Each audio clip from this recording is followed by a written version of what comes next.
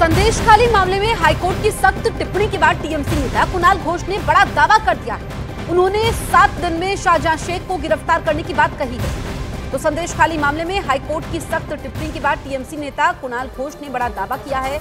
High court ने यह भी कहा था कि सरेंडर करना चाहिए शाहजहां शेख को, और अब कुणाल घोष कह रहे हैं कि 7 दिन में शाहजहां शेख को गिरफ्तार किया जाएगा। इतने दिन तक अगर एक एक्यूज्ड वो फरार है तो वो कहां से कहां चला जाता है, ये रिस्पॉन्सिबिलिटी तो पुलिस का नहीं हो सकता है। लेकिन we have full trust and confidence upon our police. हम लोग ये कॉन्फिडेंस के साथ कह सकता है 7 दिन का अंदर ये शाहजहां पुलिस के हाथ में आ जाएगा।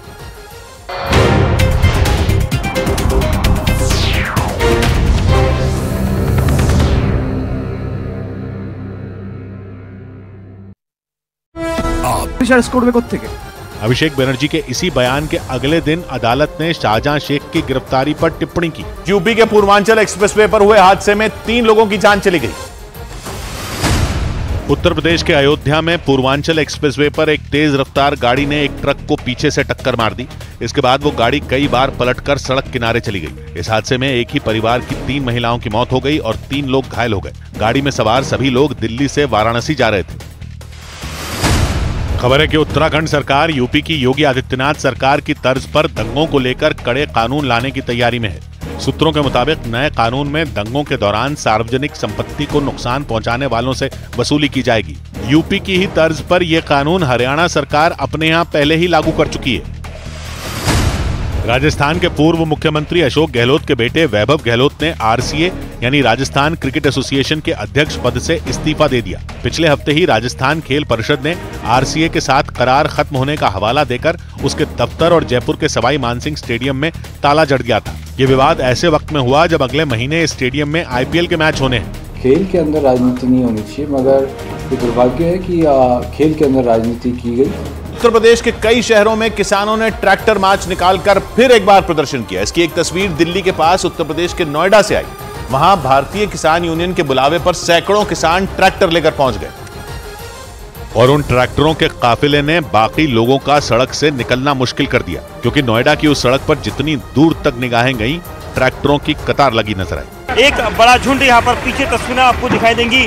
लगातार जो ट्रैक्टर हैं वो ट्रैक्टरों में किसान यहाँ पर आ रहे हैं। सैकड़ों की तादाद में ट्रैक्टर और उनमें बैठे हजारों किसानों ने दिल्ली की तरफ बढ़ने की कोशिश की, लेकिन पुलिस ने उनका रास्ता रोक लिया। जैसे ही पुलिस वालों ने उन्हें आगे जाने से रोका, कुछ ट्रैक्टर वालों ने अपने ट्रैक्टरों को बीच सड़क पर खड़ा कर दिया। इससे हुआ ये कि वो पूरा रास्ता जाम हो गया, क्योंकि सड़क के बीचों बीच खड़े उन ट्रैक्टरों की वजह से किसी और गाड़ी को निकलने का रास्ता ही नहीं मिला। और फिर देखते ही देखते कई और ट्रैक्टर भी सड़क पर इसी तरह खड़े कर दिए गए और इससे वो पूरा रास्ता जाम हो गया। एमएसपी की मांग कर रहे किसानों ने दिल्ली की तरफ बढ़ने की चेतावनी भी दी। हालांकि पुलिस ने उन ट्रैक्टरों को सड़क के किनारे खाली जगह पर खड़ा करवाने की कोशिश की, लेकिन इससे भड़के कुछ प्रदर्शनकारी किसान वहीं धरने पर बैठ गए। इस प्रदर्शन की अगुवाई करने वाले भारतीय किसान यूनियन के किसानों ने दावा किया कि वो शांतिपूर्ण प्रदर्शन के लिए वहां इकट्ठा हुए थे। दिल्ली किसान पहुंच गया है, दिल्ली के नजदीक किसान है, दिल्ली ज्यादा दूर नहीं है यहाँ से।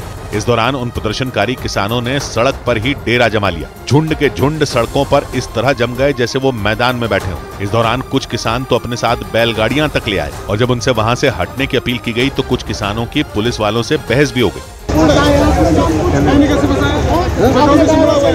भारतीय किसान यूनियन के बुलावे पर जुटे किसानों के इस प्रदर्शन से नोएडा के कई हिस्से जैम हो गए। सड़कों के दोनों तरफ गाड़ियों की लाइनें लग गईं, क्योंकि किसानों ने अपने ट्रैक्टरों को बीच सड़क पर इस तरह खड़ा किया कि आने जाने के सारे रास्ते बंद हो गए। हालांकि पुलिस ने उन्हें किसी भी कीमत पर आगे बढ़ने नहीं दिया। उन्हें दिल्ली नोएडा बॉर्डर के पास मौजूद महामाया फ्लाईओवर के पास ही रोक दिया गया। उधर जम्मू कश्मीर के डोडा में अचानक पहाड़ खिसकने से दहशत मच गई। जम्मू कश्मीर के डोडा जिले में पहाड़ खिसकने से पुलिस और वहां मौजूद लोग बाल बाल बच गए। हालांकि इस घटना से पहले ही वहां की सड़क को बंद कर दिया गया, लेकिन किसी को अंदाजा नहीं था कि पहाड़ का इतना बड़ा हिस्सा टूटकर जमीन पर आ जाएगा। विपक्षी गठबंधन में शामिल सीपीआई ने केरल में कांग्रेस को बड़ी चुनौती दे दी। पार्टी ने केरल में उन 2 सीटों पर अपने उम्मीदवार उतार दिए जहां से कांग्रेस के मौजूदा 2 सांसद हैं। सीपीआई ने केरल की वायनाड सीट से डी राजा की पत्नी एनी राजा को उतार दिया, जबकि राहुल गांधी इस सीट से लोकसभा सांसद हैं। उनको हक है, वो जिसको चाहे जिस कॉन्स्टिट्यूएंसी से अपना उम्मीदवार खड़ा कर सकते हैं। इसी तरह सीपीआई ने केरल की तिरुवनंतपुरम लोकसभा सीट से पनियन रविंद्रन को अपना उम्मीदवार बनाया, जबकि कांग्रेस के वरिष्ठ नेता शशि थरूर यहां से सांसद हैं। इधर महाराष्ट्र के अहमदनगर जिले में तेंदुए ने कई घंटों तक जमकर उत्पात मचाया। वहां गांव में घुसे उस तेंदुए ने अचानक कुछ लोगों पर हमला कर दिया।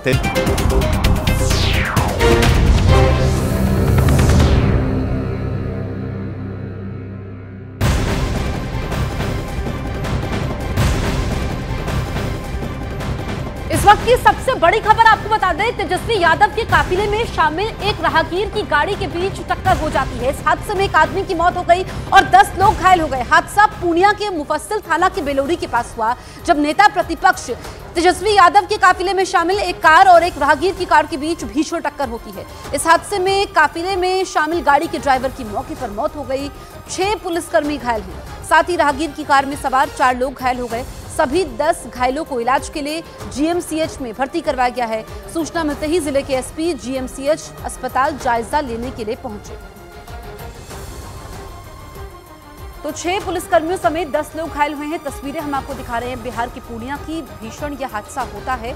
दरअसल तेजस्वी यादव के काफिले में गाड़ी एक राहगीर की गाड़ी से टकराती है और फिर उसमें गाड़ी के ड्राइवर की मौत हो जाती है। 10 लोग इसमें घायल हुए हैं, जिसमें पुलिसकर्मी भी हैं।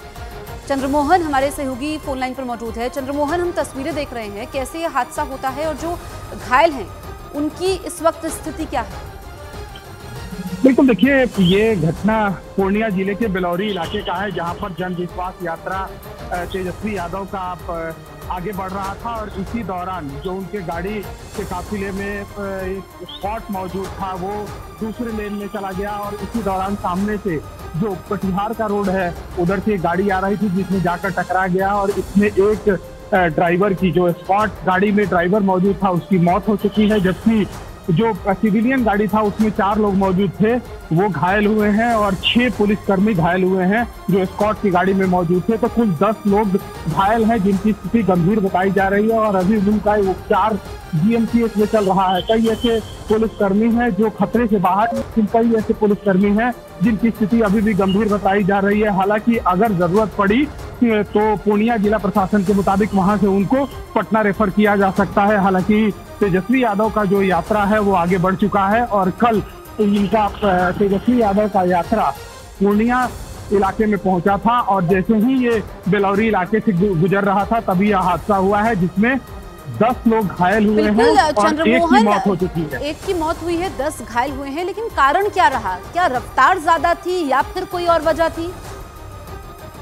देखिए, जब बेलौरी इलाके से यह काफिला गुजर रहा था उसी दौरान जो स्कॉट की गाड़ी थी वो दूसरे लेन कटिहार से एक रोड आती है उसी में जाकर रॉन्ग साइड में घुस गया, जिसकी वजह से सामने से जो गाड़ी आ रही थी उसमें और स्कॉट की गाड़ी में टक्कर हुई, जिसमें 10 लोग घायल हुए हैं। बताया ये जा रहा है कि जहां पर यह टक्कर हुई है उससे थोड़ी दूर पहले एक कट था और कट के जरिए ये गाड़ी जो है वो दाहिने निकलने की कोशिश की और गाड़ी जैसे ही ये रॉन्ग साइड में घुसा तभी सामने से गाड़ी आ रही थी जिसमें टक्कर हो गई, जिसमें 10 लोग घायल हुए। हालांकि घायल जो हैं वो अभी अस्पताल में भर्ती हैं और अगर जरूरत पड़ी तो उनको वहां से पटना रेफर किया जा सकता है। जो जानकारी मिली है उसके मुताबिक तेजस्वी यादव का जब ये काफिला गुजर रहा था उस समय भारी संख्या में लोग वहां पर इकट्ठा हो गए थे और उसी दौरान ये जो स्पॉट की गाड़ी थी वो दाहिने यानी कि रॉन्ग साइड घुसकर और दूसरे रूट से वो आगे निकलना चाह रही थी और इसी दौरान तो ये स्पॉट की गाड़ी रॉन्ग साइड जाती है जिस वजह से हादसा होता है। तस्वीरें हम दिखा रहे हैं फिलहाल। शुक्रिया चंद्रमोहन आपका।